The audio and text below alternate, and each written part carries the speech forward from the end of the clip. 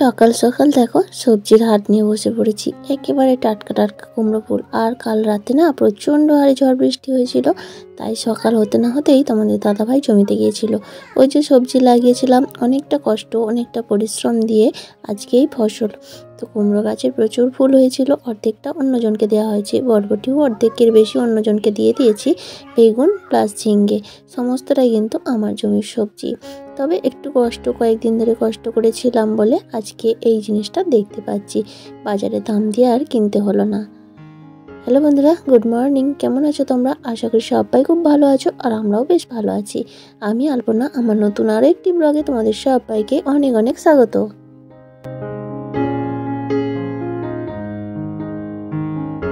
আজকের দিনটা হলো মঙ্গলবার, আর এখন বাজে সকাল 7:30 মতো। তবে আজকের দিনটা একেবারেই খারাপ আমাদের জন্য। কেন কি বলো তো, কালকে রাত থেকে ঝড় বৃষ্টি হয়ে আমাদের যে কারেন্টের ট্রান্সফরমার সেটা নষ্ট হয়ে গেছে, পুড়ে গেছে। তো কারেন্ট আসার সম্ভাবনাই নেই এখন। অনেকেই তো বলছে 4-5 দিন লাগবে, তবে জানি না কয়েকদিন লাগবে। তবে কি কারেন্ট না থাকলে এখনকার দিনের মানুষদের কতটাই সমস্যা, আর আমার তো বেশি সমস্যা। কারণ আমি তো তোমাদের সঙ্গে কিছুই শেয়ার করতে পারবো না, ঘরের মধ্যে রান্নাঘরে কিছুই শেয়ার করতে পারবো না। তো সকালে বসে ভাবছিলাম কি করব। তারপরে অন্যান্য সমস্যা তো আছেই, সেটা যেমন জলের প্রবলেম, কারেন্ট না আসলে জল পাবে না। তো যাই হোক, কালকে যে জলটা অনেকটাই ধরে রেখেছিলাম, জানতাম ঝড় বৃষ্টি হবে, সেই কারণে খাওয়ার মতো জল স্টকে আমার আছে। রান্না খাওয়া হয়ে যাবে, একটা দিন চলবে, কিন্তু তারপর আর হবে না। তো যাই হোক, সেটা পরে চিন্তা। পরে এখন আপাতত কি করে তোমাদের সঙ্গে আজকে ভিডিও শেয়ার করবো সেটাই বুঝতে পারছি না। তাই আজকে কতটা কি শেয়ার করতে পারছি একটু প্লিজ ম্যানেজ করে নিও। ঘরের বা রান্নাঘরের কোনো ভিডিওই আজকে তোমাদের সঙ্গে শেয়ার করতে পারবো না। কারেন্ট তো নেই, অন্ধকার চারিদিকে, আর তার মধ্যে প্রচণ্ড একটা ভ্যাপসা গরম। তো যাই হোক, এই যে রান্নাঘরে চলে আসলাম, ওদিকে চেয়ারগুলো একটু পরিষ্কার করে। সকালে যা কাজকর্ম থাকে, ঝড় বৃষ্টির পরের দিন একটু বেশিই কাজ থাকে। চারিদিকে ধুলো পাতা সমস্ত কিছু পরিষ্কার টরিষ্কার করে ফ্রেশ হয়ে এখন এই যে সংসারের টুকটাক কাজকর্মগুলো করছি। আর মেয়ে গেছে স্কুলে। তো সকালে ওদের কালকে পরীক্ষা শেষ হয়ে একটা দিন ছুটি ছিল। তারপরে আজকে ওদের 25শে বৈশাখ অনুষ্ঠান হবে, তার জন্য প্রিপারেশান চলবে, তাই স্কুলে গেছে।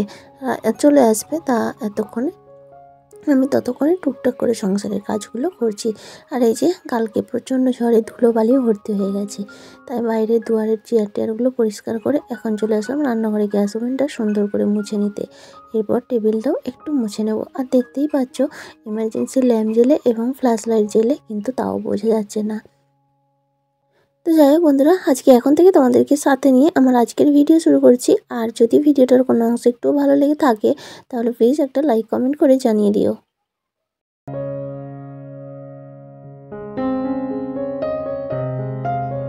প্রত্যেকটা মানুষের প্রত্যেকটা পর্যায়ে এক একটা স্বপ্ন, এক একটা লক্ষ্য থাকে। সেটা ছেলে বা মেয়ে উভয়ের ক্ষেত্রেই। তবে আমাদের মেয়েদের ক্ষেত্রে বেশিরভাগ সময় হাউসওয়াইফদের একটা স্বপ্ন থাকে, সুন্দর সাজানো গোছানো সংসার। অনেকেই পেয়ে থাকে, নিজের থেকেই পেয়ে থাকে। আবার অনেককে কী করতে হয়, নিজের থেকে তৈরি করতে হয়। তো যারা পেয়ে থাকে তাদের ফিলিংসটা আমি বলতে পারবো না, কারণ আমি তো পাইনি, আমাকে নিজের থেকে তৈরি করতে হচ্ছে। তবে আমি নিজের থেকে তৈরি করে আমার যে ফিলিংসটা, আমি সেটা তোমাদের সঙ্গে শেয়ার করছি। নিজে হাতে তৈরি করে কষ্ট করে যদি কোনো জিনিস পায়, মনে হয় তার ফিলিংসটা ভীষণ আনন্দের হয়ে থাকে। তো যাই হোক, আমার কিন্তু ভীষণ আনন্দ হয় আমি যদি নিজে হাতে করে একটু কোনো কিছু জিনিস তৈরি করতে পারি, তাহলে সেক্ষেত্রে আমার আনন্দটা বেশি হয়। তবে তার জন্য কিন্তু অনেকটা পরিশ্রম করতে হয়, আর অনেকটা বুদ্ধি খাটানোর প্রয়োজন হয়, বিশেষ করে সাংসারিক জীবনে মেয়েদেরকে না প্রচুর পরিশ্রম আর একটু বুদ্ধি খাটালে না, তাহলে সেই সংসারের উন্নতি আসে। হ্যাঁ, সঙ্গে সঙ্গে হয়তো হবে না, কারণ আমাদের নিম্ন মধ্যবিত্ত পরিবারে সঙ্গে সঙ্গে কিছু চাইলে পাওয়া যায় না। তবে ওই দিনের পর দিন কষ্ট আর পরিশ্রম বুদ্ধি খাটিয়ে কাজ করতে থাকলে একটা একটা করে স্বপ্ন পূরণ হতেই থাকবে, এবং একদিন সেই সংসার সুন্দরভাবে সেজে উঠবে। তো সেই আশাতেই আছি, আর একটা একটা করে ছোট্ট ছোট করে জিনিস তৈরি করার চেষ্টা করছি। আর এই যে কালকে তোমাদের দাদাভাই কয়েকটা বাজার এনেছিল, রাতে আর গোছানো হয়নি। তবে সকালেই এই কৌটোর বিস্কুটটা গুছিয়ে নিয়েছিলাম, কারণ কি সকালে মেয়েকে স্কুলে পাঠানোর আগে একটু চা বানিয়েছিলাম।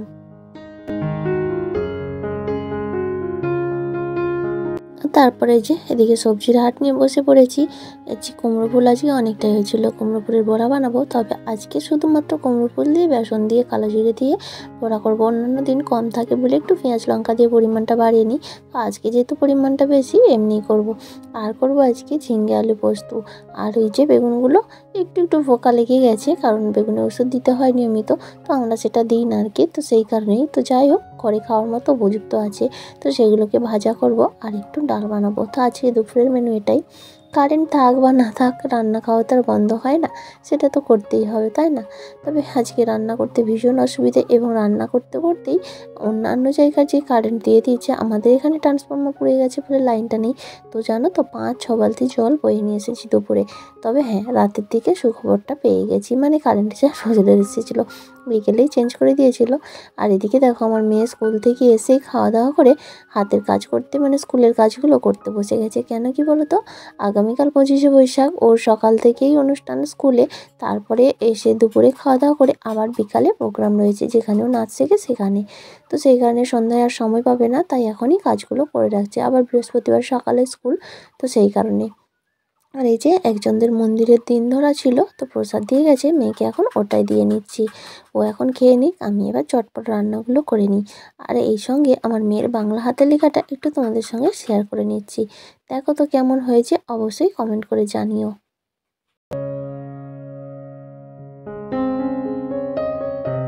আর এই যে তোমাদের দাদাভাই একটু বাজারে গেছিলো, কয়েকদিন আগেই আমি বলেছিলাম ওকে।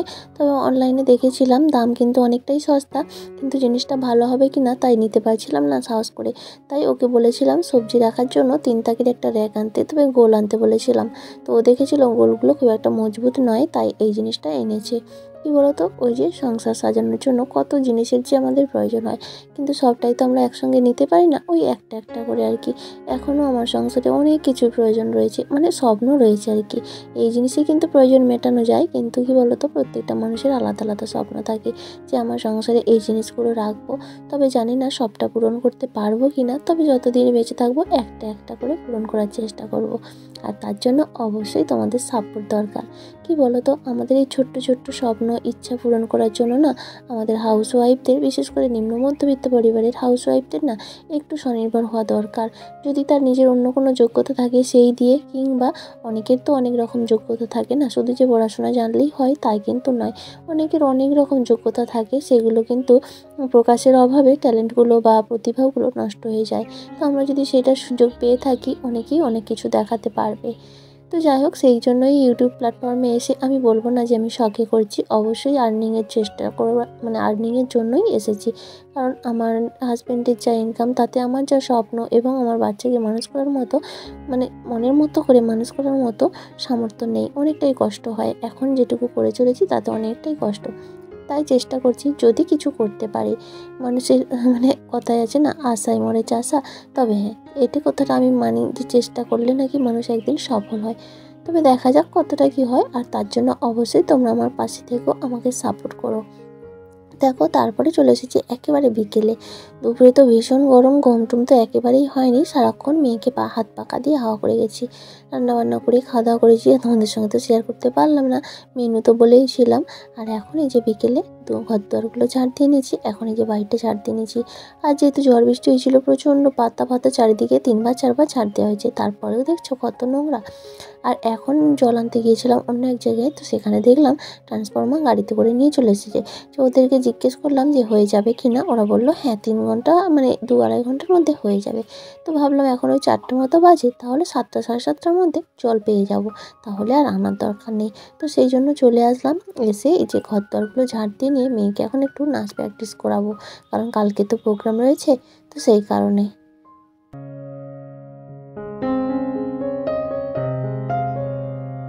এতক্ষণ পর্যন্ত যে সকল বন্ধুরা আমার সাথে রয়েছে, আমার আজকের ভিডিওটা তোমাদের কেমন লাগলো অবশ্যই একটা কমেন্ট করে জানিও। আর যদি কোথাও একটু ভালো লেগে থাকে তাহলে প্লিজ একটা লাইক করে দিও, আর চাইলে না ভিডিওগুলো শেয়ারও করতে পারো। আর আজকের ভিডিওতে যদি নতুন বন্ধু হয়ে থাকো তুমি, তাহলে এই চ্যানেলটা সাবস্ক্রাইবও করতে পারো। আর যারা অলরেডি সাবস্ক্রাইব করে আমার পরিবারের সদস্য হয়ে গেছো, তাদের সবাইকে অসংখ্য ধন্যবাদ।